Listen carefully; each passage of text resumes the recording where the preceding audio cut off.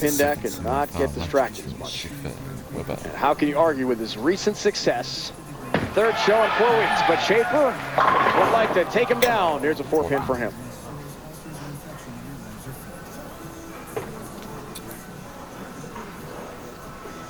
Ryan Shafer, 4-pin, first shot, said this lane really hooks.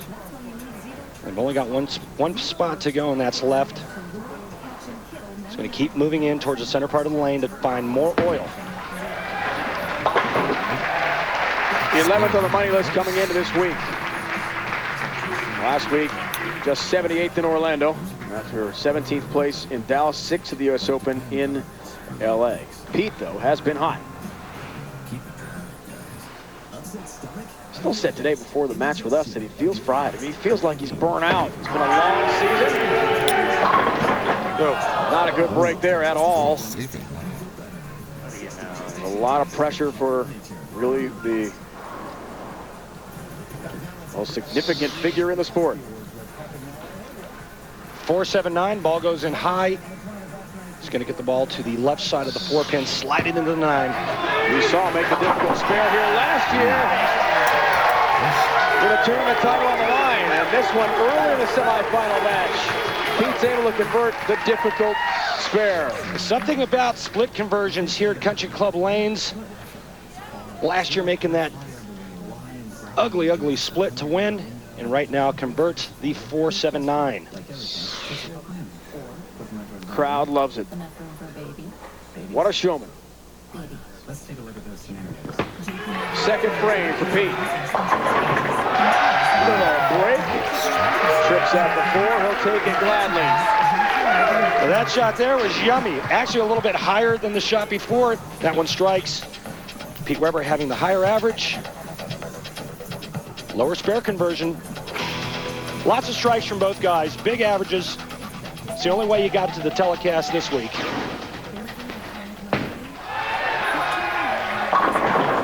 Ooh, get some help. Just the 4 up for him. Similar hit to Pete Weber's. Here comes the 4-9. And then the 9 gets tripped out. 4-pin to start the match for Ryan Shafer. Perfect single pin conversions. 4th time we've seen Shafer on TV, and that is a tough opener. Misses.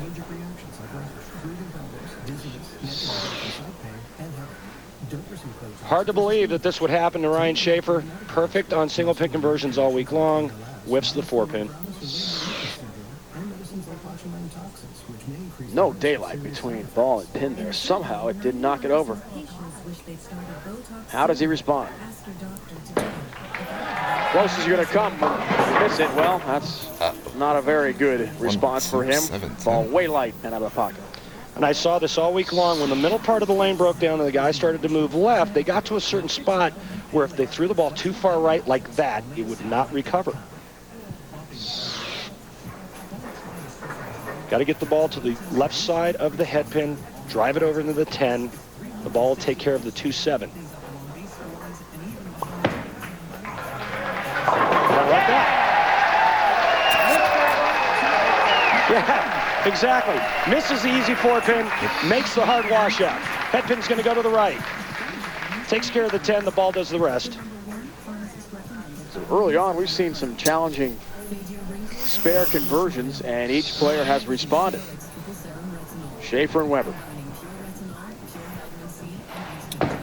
Back to Pete. Double wood, the 2-8 again. Tracy is with us again. Right, Cuccione on her right, one of our PBA bowlers as well. Tracy, a bowler herself, knows a lot about the sport. Yes, she does. And I talked to Tracy last night. I asked her, Tracy, what's the difference between Pete now versus the start of the season? 2-8. She says it was all his confidence. He's tamed down everything. He's more relaxed. So you see what he's done in his matches. Actually knocking out Tommy Baker, 48-year-old Tommy Baker. Great week for you, Tommy, to allow Mike Wolf to get in. And he's nice success against Ryan on TV. Pete said he's in his comfort zone after working with John Jowdy at the Masters. He told us today he just feels so relaxed. Excellent execution again from Pete as he knocks them all down in the fourth frame, second strike of the match. John Jowdy changed his push away. He got him to push it more up and out versus down, which changed Pete's timing, got the ball at the release spot at a better time. Bottom of your screen, round of 16 match play results.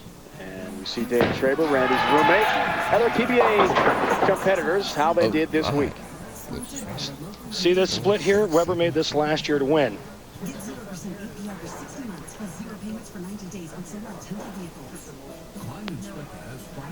Get the ball over here to the right side of the 3, through the 3 into the 4-7. The ball takes out the 6-10. That's the idea. Hey, who's that guy? Real trouble. Not bad, right? Good to see you. Match play again? Yeah, I snuck in there. Got beat by Michael Fagan, who's about half my age. After the open frame, he's really struggling. However, he has done an incredible job converting difficult spares. He's 2 for 2 in that department here in the semifinal match. Great shot. Now watch how far right this goes. Almost goes in the channel. It stays on the lane, and you have no idea how hard that spare was.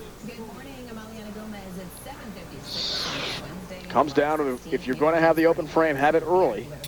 Happened in the second for him. Pete is working on a strike, though. His upcoming 5th frame. Ball changed, looking for his first strike. Yeah! RFS, baby! That's me!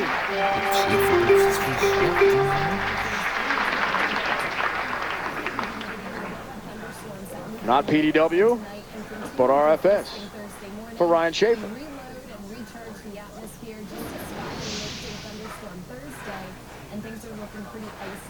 Pete has won here in North Carolina. He's won in Louisville. Throughout his great career. Strike there on the 18th. Speaking of Louisville, that's where we're headed next week. The Odor Eaters Open starting at 12:30 Eastern Time here on ESPN. 9:30 on the West Coast. Don't miss all the exciting action from Executive Strike and Spare Lanes next week, 12:30 Eastern Time. And every week on ESPN leading up to the World Championship. There's a couple weeks down the road from the Taylor Sportsplex outside Detroit as we wrap up this PBA season. ESPN in sync showing you Pete Weber, lane 17 with a strike. Ryan Shafer rallying after the early open frame in the second with some outstanding conversions. Difficult spares for Shafer. And the emotion running high in Burlington, North Carolina. Who will emerge and make to the finals to take on Brian Voss? We find out in a minute.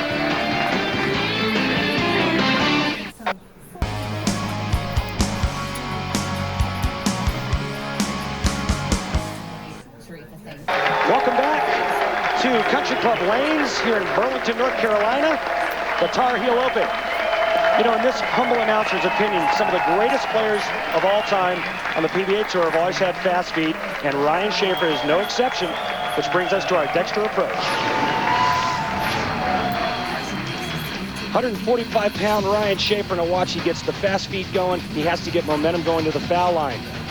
Now watch this, he's a power player. He's going to get every bit out of each shot. Now he's got the wrist starting to cup right here. There's where the power's going to start. Go ahead and roll. Now the wrist is really starting to bow. At the release, he's going to straighten that line out, kind of like throwing a yo-yo. That's how revolutions are created, straight up and down. Finishing position, a lot like Walter Ray Williams Jr. The subject of this week's Dexter approach, Ryan Shafer from Elmira, New York.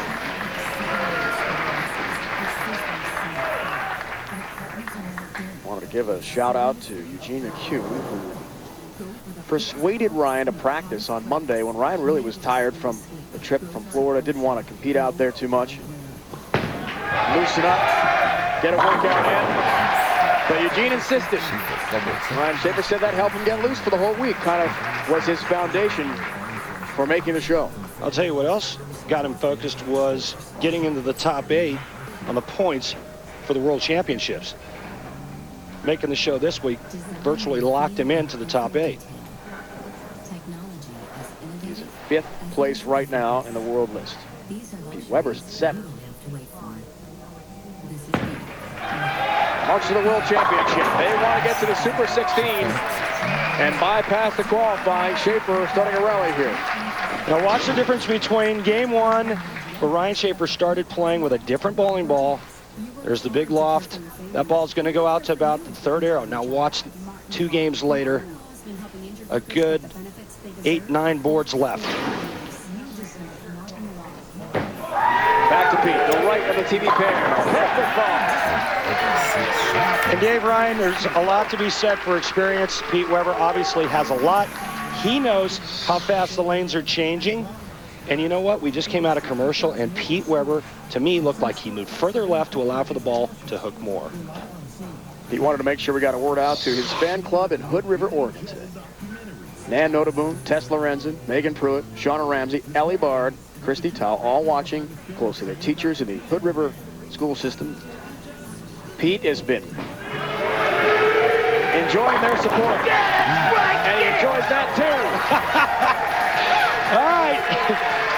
Well, remember I said how Pete was more relaxed and kind of just chilling? Well, give him 4 in a row, 5 in a row, and all of a sudden you're going to see the PDW show. That fan club may make a trip to Detroit. We understand it's in the works. If they're listening, Pete is rooting that on. Back to Shafer. Only 6. 6, 9, 10. 3, 6, 9, 10. Or as we call it on tour, the Big Ugly. This ball never pushes far enough to the right again. Got to get the ball to hook into that, stay on the lane. The ball will throw the 6 into the 10 if done properly. 8th frame. Can he get another difficult spare? Yes, he can. Great angle from our crew watching the ball really flirt with the channel. Here Ryan said that's probably harder to pick up than that 5-count split he made. The Big Ugly. Like that. Have you ever made the 3, 6, 9, 10, Dave? I can't say I have, Randy. Okay. I've had plenty of spares. I don't make many. From the sunglasses of Pete to Ryan Shafer, what he's watching. Gets a break. Using 2 different bowling balls. Higher friction ball on the left lane, lower friction ball on the right. Catches a nice break here, a little high hit. 4, 7, 10, the last 3 to fall. But right now, Pete Weber in the driver's seat, working on 5 in a row. Does he have a 5-bagger? Yes, 6 straight strikes and a 51-pin lead for Pete Weber. See what Pete's learned how to do on pattern A and the Cambridge Credit Tournament in Long Island. Pete knocked me out in the round of 16. That was a week after your win in Philadelphia. That is correct. Just 4 pins needed for Pete Weber to the finals. There it is. He's going to take on Ryan Voss. The stage is set. 2 Hall of Famers. 2 of the biggest stars the tour has ever known will go head-to-head here in Burlington, North Carolina for a championship today. I asked Brian Voss. He said he wanted Pete Weber in the finals. When I mentioned that to Pete, Pete said, "Oh yeah? Tell Brian, bring it on. I'm not scared." That's the kind of emotion we're going to have in a few moments, folks. Do not touch that remote control. I'll reserve Pete for now. Interesting side note.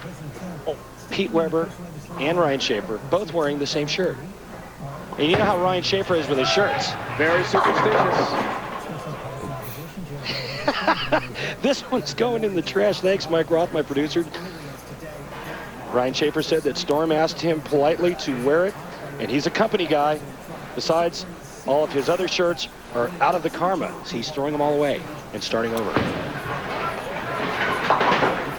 He's wondering where that was earlier in the match on that 4-pin, because he did whiff on it earlier for an open frame that really hurt his chances to win this match, that in the 2nd frame. So a bit of a sarcastic look there from Ryan. As again, he'll go down without a title this season. Still an outstanding week for Ryan Shafer. His bid for a sports career title continues.